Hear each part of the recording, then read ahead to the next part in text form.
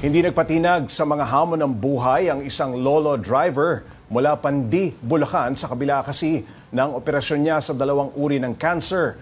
Patuloy pa rin siyang lumalaban para matugunan ang pangangailangan niya at ng kanyang pamilya.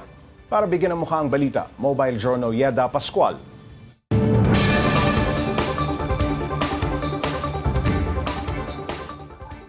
Tinaningan na ang buhay ng isang lolo mula Pandi, Bulacan na matapos magkaroon ng cancer. Pero 16 na taon na ang nakakalipas, si Lolo kayod kalabaw pa rin para mabuhay.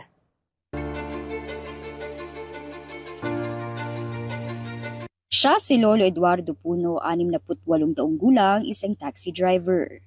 2008 nang siya ay madiagnose na may colon at prostate cancer.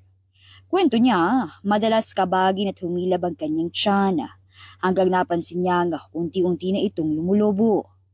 Nung malaman ko po nga colon cancer ang sakit ko, operahin nila ako.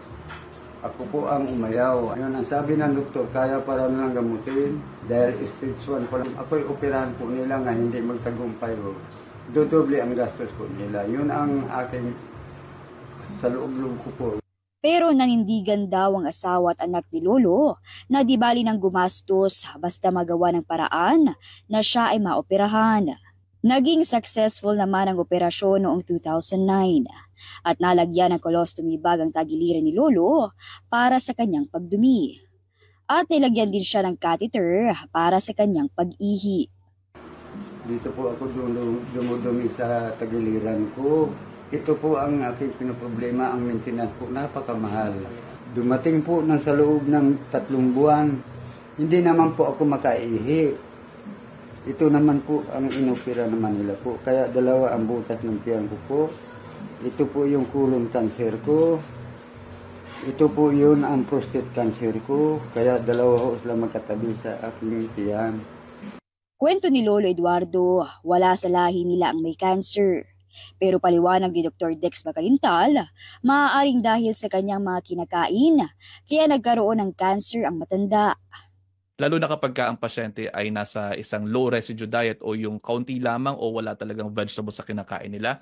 Medyo high fat diet, no, katulad ng mga processed foods, medyo matataba yung mga ganyan. So, maaari talaga na maging risk factor ng pagkakaroon po ng prostate cancer at saka po ng inyong colon cancer. Sa kabila ng edad at karamdaman, si Lolo Eduardo tuloy-tuloy pa rin sa pamamasada.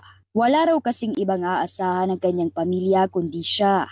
Kaya si Lolo Eduardo nananawagan po ng inyong tulong para sa kanyang gamutan at pang-araw-araw nilang pangangailangan. Halos din na kami kumikita po. Minsan umuwi po ako ng bahay, 200, 300, bibili ko pa ng maintenance po.